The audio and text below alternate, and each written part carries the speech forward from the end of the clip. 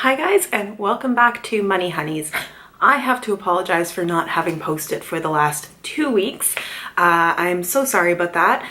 2 weeks ago I was very sick and just couldn't even get out of bed.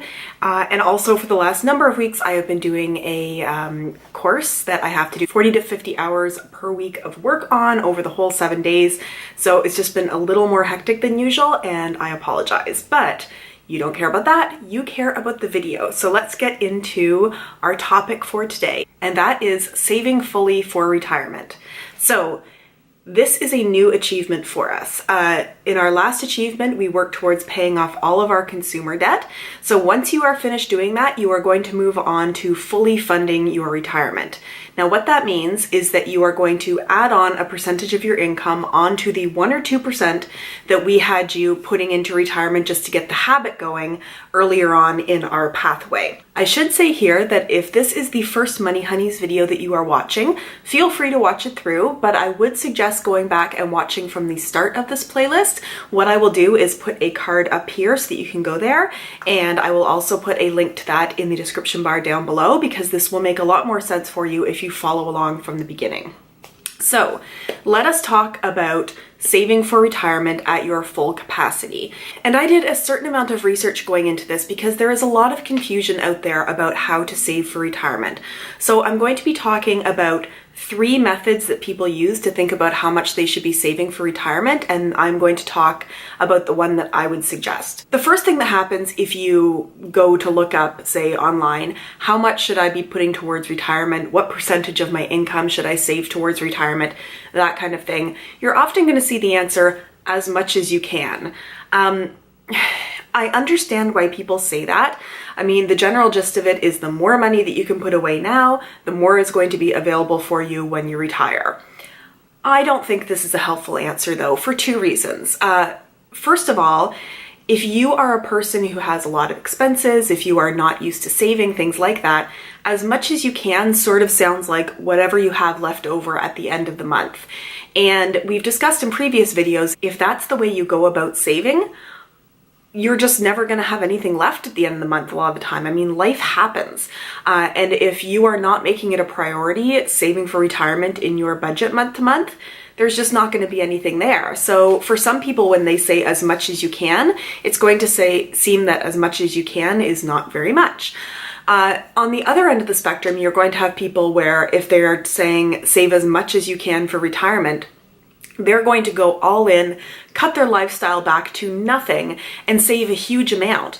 One example of this, there is a website called Mr. Money Mustache, and I'll put a link to that in the description bar down below. There's some interesting stuff there. But these are folks who advocate saving 50% of your income so that you can retire super early.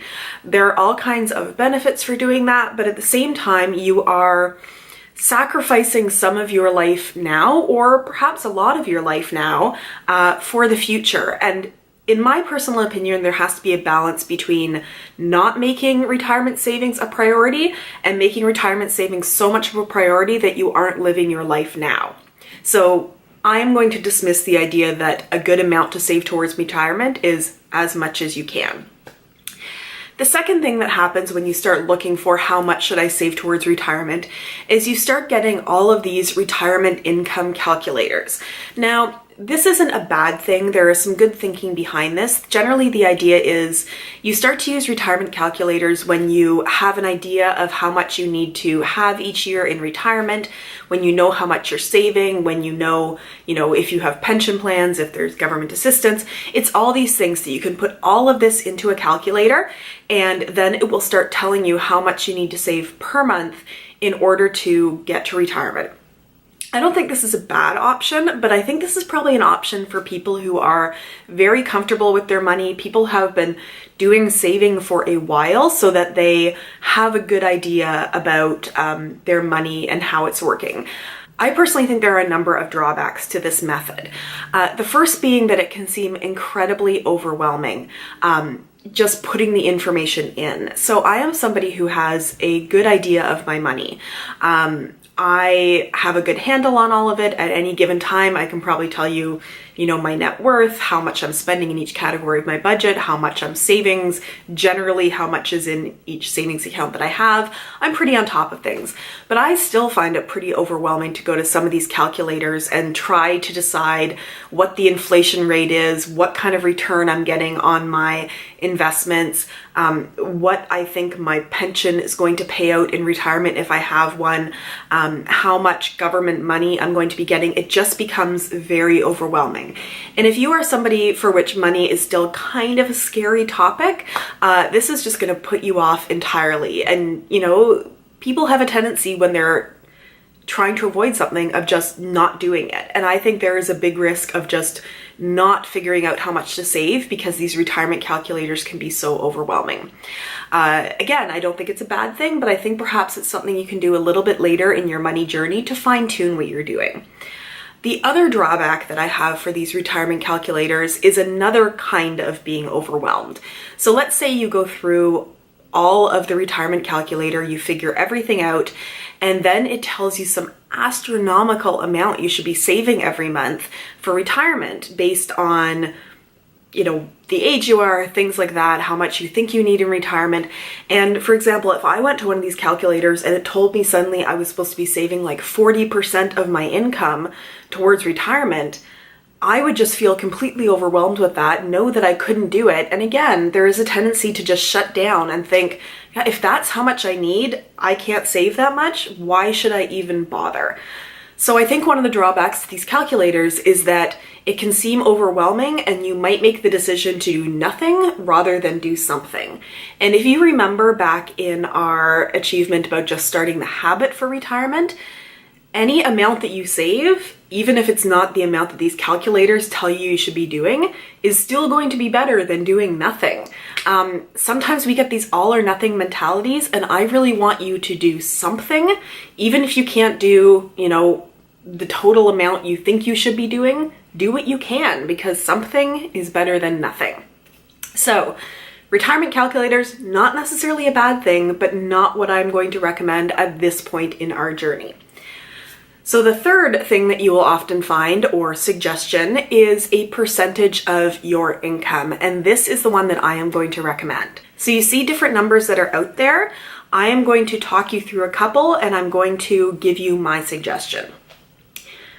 A number that you will often see, and I think this is a baseline for everybody to start with that you can further refine on later, is 10% of your net income. This is a very easy amount. If you have already gone through our whole process of figuring out what your gross income is every month, what your net income is, what your expenses are, if you're getting pretty good at this point at doing a monthly budget, then all you need to do is, when you're doing your next monthly budget, look at what your net income is going to be. That's your income that actually goes into your bank account after they take away taxes and all that other stuff. Calculate 10% of that. And you do that simply by doing your net income times 0.1, and that will give you the amount that you need to save for retirement.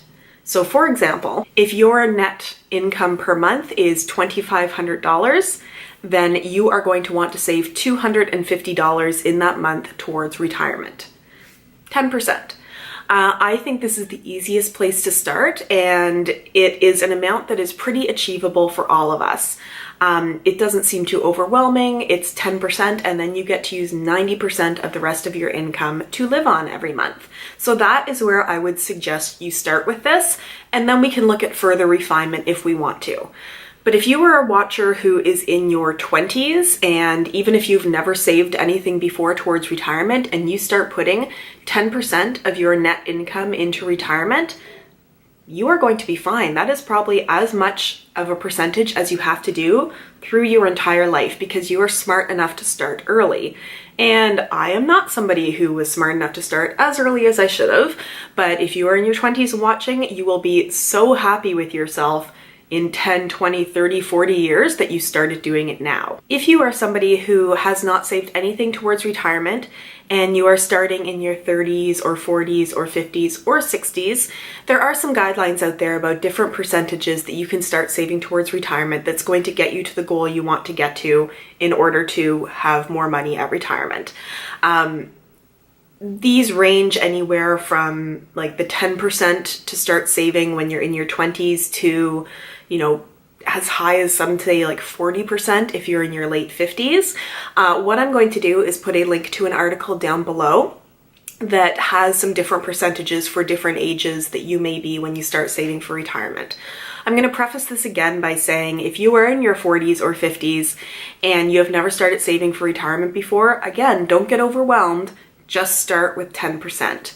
And then as you work along, you can start to refine and see if there is more money that you can put towards it. And you have to remember as well that whatever the amount is that you are saving now is probably going to increase. Most of us, as we go through our careers, make more money as we go through it. So for myself personally, whenever I get a raise in the job that I was in, basically every year there would be a time period when they would look at how much to, you know, increase your salary by. I would recalculate how much each month I was putting into retirement. The nice thing about figuring out the percentage is as long as you keep doing that amount, you never feel like you should be doing more. So for me, I mean, I'm a person who tends to start to do something and want to do it with everything I've got. And I am the kind of person who could say I should be saving more for retirement. So every time a little bit more money comes in, I want to put all of that into retirement. And knowing that you have a percentage and that is what you are going to do consistently just through your whole working career, you give yourself the freedom to say, no, I've taken care of that already. Now I get to focus on other goals and objectives that I have with other money that's coming in. So that is everything I really wanted to cover in this video, is just my suggestion about deciding on a percentage of your income that you want to put each month into retirement. There are two extra pieces of this, one of which I'm going to mention now and one I'm going to talk about in future videos.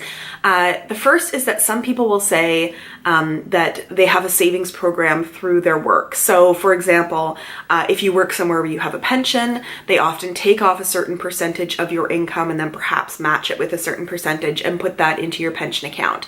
In other places, perhaps you are part of a program where they always take off a certain amount for RRSPs or IRAs or something like that. And some people will ask, you know, if they take 6% off of my income towards retirement into a pension, then do I need to be saving 10% of my net income or 4%, which is, you know, 10% minus the amount that they take away?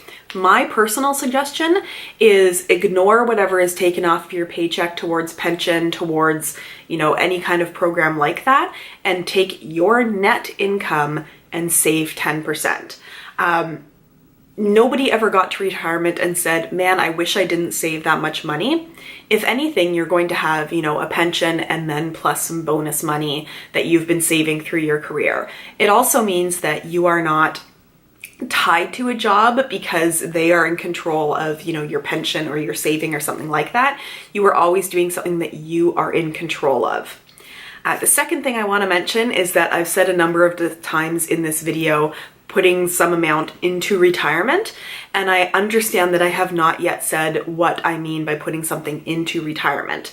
At this point, say you are watching this and you are doing your budget for next month, my suggestion would be just to start putting it into that savings account that you opened for just starting the retirement savings habit. In the next video, what we're going to do is talk a little bit about different kinds of retirement savings vehicles. Not a lot. I think this is the kind of thing that you should talk about with a financial planner, somebody who has a lot more depth of knowledge than I have about it, but I want to at least give you enough ideas of the different kinds of accounts and things that you can be saving into for retirement, that you have some knowledge before you go and talk to somebody who is much more knowledgeable in it. So we will get into that in our next video. I want to thank you so much for joining me. As always, if you have any questions, put them in the comments down below. I respond to every comment that I get. And if your question is something that you don't feel comfortable putting in a public comment, but you would still like perhaps an answer to, I have an email address down below. You can always feel free to send me email. If you have not subscribed, but you would like to do so, you can click on my face at the end of this video, or there's probably a subscribe button down below somewhere. Basically, I try to put out these Money Honeys videos videos every Sunday, and then I also do a number of product review videos during the week. The final thing I would like to say is if you like this video, please consider giving me a thumbs up. It really helps me and my channel and gets a little bit more exposure out there, so I really do appreciate it. And I will see you again soon, and have a great day. Bye.